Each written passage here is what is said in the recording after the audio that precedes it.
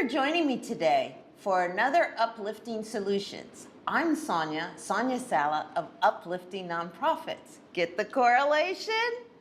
Anyway, today I'd like to ask you if you have a pleasure box. No, not the erotic one, although that's good to have too.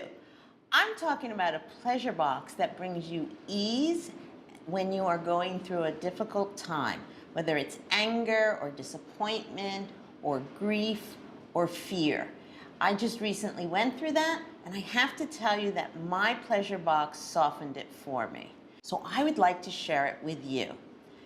What I have in a pleasure box is things that make me feel lighter, bring me joy, and bring happiness. So I recommend that you make a list of things like that for yourself and do this list when you are in a good place. So what do you put in a pleasure box? Well, each pleasure box is uniquely personal. And in a pleasure box, you would put things that uplift you, that bring you joy, that bring you happiness, that bring you calm. You can have them on pieces of paper that you pull out of a box, or you can have it in your mind. Let me tell you what's on my box, some of the things in my box. I go for walks. I love to sit by flowing water and watch it. I love to buy myself flowers, get a massage, call a friend, go to a pet store or one of those trucks that have the ASPCA pets where they're giving away cats and puppies and kittens, and I get to play with them. Or sometimes just go in the pet store and watch the fish go by. The other thing I like to do is watch funny Ellen clips, watch TED Talks.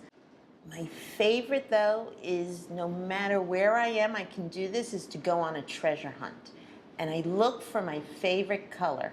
It could be right here in this room. It could be outside. It could be on my desk, right? So those are some of the things I do. Hopefully they've inspired you to create a list, to add to your list if you already have one.